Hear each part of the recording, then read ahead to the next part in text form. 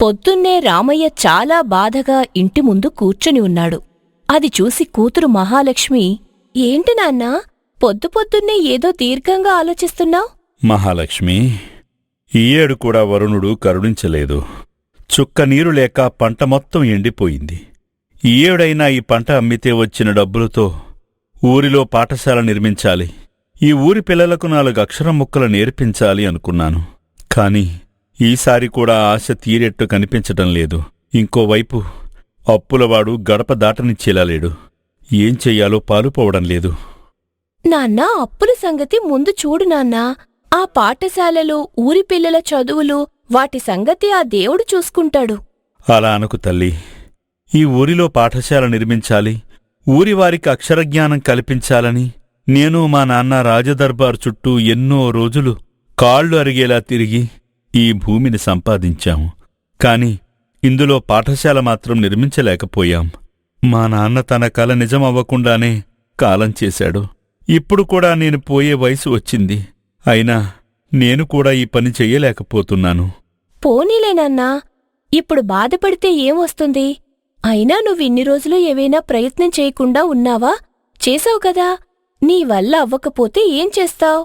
ఏమో తల్లి, ఏ ఏడుక ఏడు పంట చేతికొస్తుంది, వచ్చిన లాభంతో పాఠశాల కట్టొచ్చు, నీ పెళ్లి చెయ్యొచ్చు అనుకుంటూ ఉంటే అదీ జరగడం లేదు, ఇదీ జరగడం లేదు. పైపెచ్చు వ్యవసాయం కోసం తీసుకున్న అప్పు వడ్డీ పాపం పెరిగినట్లు పెరిగిపోతూనే ఉంది. రేపో మాపో ఆ మల్లయ్య మనింటి మీద పడి మొత్తం అప్పు కట్టమనేలా ఉన్నాడు. ఏం చెయ్యాలో నాకు పాలుపోవడం లేదు. నాన్నా, నా పెళ్లి గురించి మర్చిపోండి. ముందు అప్పు సంగతి చూద్దాం. ఏదో ఒకటి చేసి ఎలాగోలా ఆ అప్పు తీర్చడానికి ప్రయత్నిద్దాం. అలా అనుకుంటూ ఉండగానే మల్లయ్య రామయ్య ఇంటికి వస్తాడు. ఏం రామయ్య, ఇంకెన్నాళ్ళు సమయం కావాలి నీకు నా అప్పు తీర్చడానికి? కొద్ది రోజులు గడువివు మల్లయ్య, నీకివ్వాల్సిన డబ్బు ఇచ్చేస్తాను. చూడు రామయ్య, ఇంకో 2 రోజుల్లో వడ్డీతో సహా నా అప్పు తీర్చలేదంటే నీ ఇల్లు వాకిలి మొత్తం నేను జప్తు చేసుకుంటాను అని చెప్పి మల్లయ్య రామయ్యని బెదిరించి వెళ్తాడు. దాంతో రామయ్య చాలా బాధపడతాడు. నాన్న, నువ్వేం బాధపడకు, నేనతనితో మాట్లాడి చూస్తానింకోసారి. వాడు ఒట్టి మూర్ఖుడు తల్లి, వాడితో మాట్లాడి లాభం లేదు. పోనీ నన్నొకసారి ప్రయత్నం చేయనివ్వండి అని చెప్పి ఊరి మధ్య రచ్చబండ దగ్గర కూర్చున్న మల్లయ్య దగ్గరికి వెళ్తుంది మహాలక్ష్మి. ఏంటి మహాలక్ష్మి ఇలా వచ్చావు? ఈసారి మీ నాన్న మళ్లీ గడువు కావాలని అడగడానికి నిన్ను రాయబారానికి పంపాడా? చూడండి మల్లయ్య గారు, మీరు అప్పులు తీసుకున్న వారికి ఎంత అక్రమంగా వడ్డీలు వేస్తారో, ఎంత అప్పనంగా దోచుకుంటారో అందరికీ తెలుసు. కాని మేము ఆ విషయం ఏ రోజూ మిమ్మల్ని అడగలేదు. ఎంత వడ్డీ అయినా సరే చెల్లించేస్తాం. కాకపోతే కొద్దిగా సమయం ఇవ్వండి అని అడుగుతున్నాం, అంతే. ఇచ్చిన గడువు ఇప్పటికే చాలా ఎక్కువైపోయింది పిల్లా, ఇంకా ఆగేదే లేదు. ఇంకో 2 రోజుల్లో మొత్తం చెల్లించకపోతే మీ ఇల్లు స్వాధీనం చేసుకుంటాను, అంతే. ఇంకా వేరే మాట ఏమీ లేదు. అలా మాట్లాడితే ఎలా మల్లయ్య గారు? వర్షాలు లేవు, పంటలు సరిగ్గా పండడం లేదు. కాస్త ఆలోచించండి. సరే, ఏదో ఆడపిల్లవే బ్రతిమలాడుతున్నావు కాబట్టి నీకు అవకాశం ఇస్తాను. ఏంటో చెప్పండి. ఊరి సరిహద్దులో ఉన్న 2 ఎకరాల ప్రభుత్వ భూమిని నాకిచ్చేయి. ఆ పత్రాలిచ్చేస్తే నీ అప్పు మొత్తం మాఫీ చేస్తాను. పైగా దానికి బదులుగా నీకు 5,000 ఎదురిస్తాను కూడా. ఆ భూమి ఊరి పాఠశాల కోసం కేటాయించింది షావుకార్ గారు. ఈ ఊరి పిల్లల చదువుల కోసం మా తాత, నాన్న ఎంతో శ్రమపడి రాజుగారి నుంచి ఆ భూమిని సంపాదించారు. అక్కడ పాఠశాల కట్టడం వాళ్ల ఆశయం. ఆ భూమిని ఇవ్వమని అడగటం మీకు తగదు. చూడు పిల్లా, ఎవరో ముక్కుమొఖం తెలియని జనం కోసం మీరు రోడ్డు మీద పడతారా? వాళ్ళు చదువుకుంటే ఏంటి, చదువుకోకపోతే ఏంటి? అయినా అదేమైనా మీరు కష్టపడి చెమటోడ్చి సంపాదించిన ఆస్త మీకు అపనంగా వచ్చిందే కదా. అది మేము కష్టపడి సంపాదించకపోవచ్చు, కాని అక్కడ పాఠశాల నిర్మిస్తే 4 బ్రతుకులు మార్చిన వాళ్లమవుతాం. అయితే రేపు మీ ఇంట్లో సామాన్లు వీధిలో పడతాయి, జాగ్రత్త. మీ బెదిరింపులకి నేనేమీ బెదిరిపోను. సరే, 2 రోజుల్లో అప్పు కట్టకపోతే ఏం జరుగుతుందో నువ్వే చూద్దువుగాని అని బెదిరిస్తాడు. ఇంకా మహాలక్ష్మి ఏం మాట్లాడాలో తెలియక అక్కడి నుండి వెళ్ళిపోతుంది. అలా బాధగా పొలంలో కూర్చుని ఉంటుంది. అప్పుడే ఆమె స్నేహితురాలు మళ్ళీ పరిగెత్తుకుంటూ వస్తుంది. మహాలక్ష్మి, ఏంటే ఇది? ఊరంతా ఒకటే గోల. షావుకార్ని ఎదిరించావంట కదా. ఆయన అనుకుంటే మనల్ని ఈ ఊర్లో ఉండనివ్వడు. ఉండనివ్వకపోతే పోనీ మళ్ళీ, కాని ఊరి మంచి కోసం ఉంచిన స్థలాన్ని అప్పనంగా దోచుకుంటాను అంటే చూస్తూ ఎలా ఊరుకుంటాను? దానికోసం మా ఇల్లు వాకిలి పోయినా పర్వాలేదు కాని అది మాత్రం వాడికి దక్కనివ్వను. పిచ్చిదాన్లో ఉన్నావే నువ్వు. అక్కడేమైనా గుడి కడతావా? పడే కదా, పోతే పోనివ్వు. దానికోసం నీ ఇల్లు వాకిలి వదులుకోవడం ఎందుకు? గుడి లేకపోయినా పర్వాలేదు కాని ఊరిలో బడి ఉండాలి. బడి ఉంటే బ్రతుకులు మారుతాయని మా తాత మా నాన్న బలంగా నమ్మేవారు. అందుకే ఆ స్థలాన్ని సంపాదించారు. వాళ్ళ ఆశ నెరవేరటానికి ఏదైనా వదులుకుంటానే నేను. కాని నీ ఇల్లు పోతే మీ నాన్ననెక్కడుంచుతావు? నీకు పెళ్ళెలా జరుగుతుంది? ఆ పత్రాలేవో ఇచ్చేయండి. ఈ చదువులు గట్రా మనకెందుకు? అవేమైనా ఇంత కూడి పెడతాయా మనకి? ఏమో, నాకదంతా తెలీదు. మా తాత నాన్న అనుకున్నట్టు చదువుకుంటే మన తర్వాత తరం వారి బ్రతుకులైనా మారొచ్చేమో. ఎవరికి తెలుసు? కూడు గూడు గుడ్డ ఇవ్వచ్చేమో. ఎవరు చెప్పగలరు? ఏమో మహాలక్ష్మి, నేను చెప్పాను. తర్వాత నీ ఇష్టం. పద, ఇంటికి పోదాం. ఇప్పటికే ఆలస్యమైంది. ఇంట్లో మీ నాన్న నీ కోసం ఎదురుచూస్తూ ఉంటాడు అని మహాలక్ష్మిని అక్కడి నుండి తీసుకుని వెళ్తుంది. రాత్రయ్యింది. మహాలక్ష్మి, ఆ మల్లయ్య అడిగినట్టు 2 రోజుల్లో అప్పు మనం ఎలాగూ తీర్చలేము. మనం ఆ పాఠశాల స్థలం పత్రాలతనికిచ్చేయడం తప్ప వేరే మార్గం లేదేమో. నాన్నా, నువ్వా మాట అనకు. ఆ షావుకారు అడిగింది కేవలం పాఠశాల పత్రాలు కావు, నీ జీవితకాలపు ఆశయం.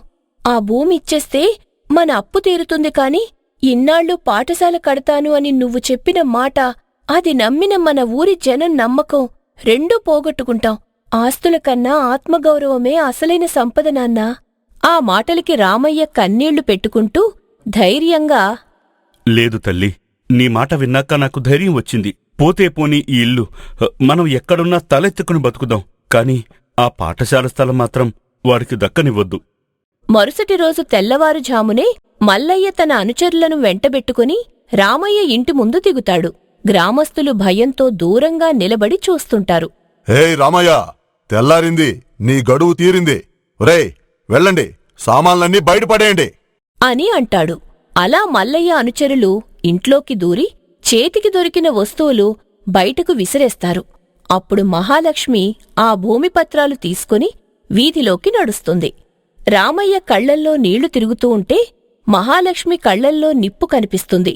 అలా వాళ్లు అక్కడి నుండి ఊరి చివర ఒక పాడుబడిన ఇంటి వద్దకు చేరుకుంటారు. నువ్వు చెప్పినప్పుడు ధైర్యం అనిపించింది కాని ఇన్నేళ్లుగా ఉంటున్న ఇంట్లో నుంచి మనల్ని బయటికి గెంటేస్తున్నా ఏమీ చెయ్యలేకున్నాను. ఆ భూమేదో ఇచ్చేసుంటే బాగుండేదేమో. ఈ రోజు నువ్వు ఇలా రోడ్డు మీదకి రాకుండా ఉండేదానివనిపిస్తుంది. నాన్నా, ఆ భూమి ఇచ్చేసి ఉంటే మనం ఇంట్లో ఉండేవాళ్లమేమో కాని మన ఊరి పిల్లల చదువు ఆగిపోయేది. అబద్ధంతో కట్టిన మేడ కంటే నిజాయితీతో ఉన్న ఆ పూరి గుడిసే మనకు చాలు. నువ్వు నిద్రపో నాన్నా. మరుసటి రోజు పొలంలో పనిచేసి కొన్ని కట్టెలు తీసుకుని ఇంటికి వెళ్తుండగా, హే పిల్లా, చూసావా, అన్నంత పని చేశాను నేను. నా మాట వినుంటే ఈరోజు ఇలా ఎండలో కట్టెలేరుకునే స్థితికి నువ్వు వచ్చుండేదానివే కాదు. ఇప్పటికీ మించిపోయిందేం లేదు. ఆ భూమి పత్రాలిచ్చేయి, నీ ఇల్లు నీకిచ్చేస్తాను. పైగా నీ పెళ్లికి సరిపడే నగలు కూడా నేనే చేయించిస్తాను. ఇప్పటికీ నీకు బుద్ధి రాకపోతే నేను చేయగలిగేదేం లేదు.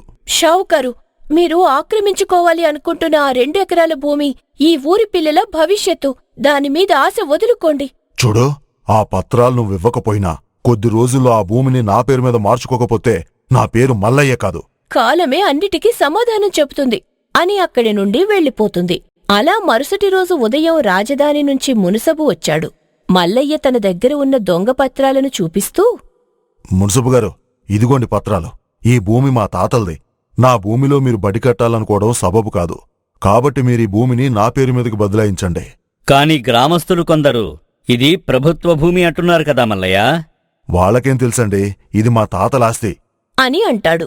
సరిగ్గా అప్పుడే మహాలక్ష్మి తన తండ్రి రామయ్య అక్కడికి వస్తారు. ఆమె చేతిలో పాతకాలం నాటి కొన్ని పత్రాలుంటాయి. అవి మునసబుకు ఇస్తూ, ఆగండి మునసబుగారు, ఇదిగో మా తాతగారు ఈ ఊరికి పెద్దగా ఉన్నప్పుడు రాజుగారు ఈ భూమిని పిల్లల చదువుల కోసం ఇక్కడ పాఠశాల నిర్మించాలని చేసిన తీర్మాన పత్రాలు. మల్లయ్యగారు మీకు చూపిస్తున్న పత్రాలు నకిలీవి. అతను మిమ్మల్ని తప్పుదోవ పట్టిస్తున్నాడు. అవును, ఇవి నిజమైన పత్రాలు. మల్లయ్య గారు, మీరు ప్రభుత్వ భూమిని ఆక్రమించాలి అనుకోవడమే కాకుండా దొంగ పత్రాలు తయారు చేశారు. అది నాకేం తెలీదు మున్సిపు గారు. మా నాన్న చస్తూ ఈ పత్రాలు నా చేతిలో పెట్టాడు. అవే నేను మీకు చూపిస్తున్నాను. మున్సబు గారు, ఇతను చెబుతున్నదంతా ఒట్టి అబద్ధం. నన్ను మా నాన్నని గత కొద్ది రోజులుగా ఈ భూమి తాలూకా అసలైన పత్రాలు ఇచ్చేయమని బెదిరిస్తూ వస్తున్నాడు. ఆ సంగతి ఊరి వాళ్ళందరికీ తెలుసు. కావాలంటే వాళ్ళనడగండి, వాళ్లే చెబుతారు అని ఊరివాళ్ల వైపు చూపిస్తుంది. అందరూ ధైర్యంగా ముందుకొచ్చి మల్లయ్య దురాశ గురించి, రామయ్యకు మహాలక్ష్మికి జరిగిన అన్యాయం గురించి చెబుతారు. మల్లయ్య, చూశావా? ఇంతమంది నీ గురించి ఇంతలా చెబుతున్నారంటే నువ్వే ఈ పని చేసుంటావు. పద, నిన్ను రాజుకు అప్పగిస్తాను. అక్కడ వాళ్లే నీ సంగతి చూసుకుంటారు అని అంటాడు. అలా మల్లయ్యను రాజభటులు వచ్చి ఖైదు చేస్తారు. గ్రామస్తులందరూ మహాలక్ష్మి ధైర్యానికి మెచ్చుకొని జేజేలు పలుకుతారు. మహాలక్ష్మి, నీ ధైర్యం సామాన్యమైనది కాదు. నీవల్ల ఈరోజు ఒక పాఠశాల భూమి నిలబడింది. ప్రభుత్వం తరపున నీకు మరియు నీ తండ్రికి తగిన బహుమతి అందేలా చూస్తాను. అలాగే మీ ఇల్లు మీకు తిరిగి అప్పగిస్తున్నాం. నీలాంటి ధైర్యవంతులే ఈ దేశానికి కావాలి. మాకు ఎలాంటి బహుమతులు వద్దు మునసబుగారు. ఈ ఊరిలో పాఠశాల కట్టాలి. ఊరిలో చదువు అందక అనాగరికులుగా మిగిలిపోతున్న పిల్లల భవిష్యత్తు మారాలి అని మా నాన్న ఎన్నో కలలు కన్నాడు. కాబట్టి ఆయన కోరిక మేరకు ఇక్కడ ఒక పాఠశాల నిర్మించి మా ఊరి కొత్త తరం పిల్లలకైనా విజ్ఞానం అందేలా చూడండి. అదే మీరు మాకిచ్చే బహుమతి. సరే తల్లి, అలాగే చేస్తాం. అలా కనకమహాలక్ష్మి తన తండ్రి చిరకాల కోరిక తీరటానికి కారణమయ్యింది.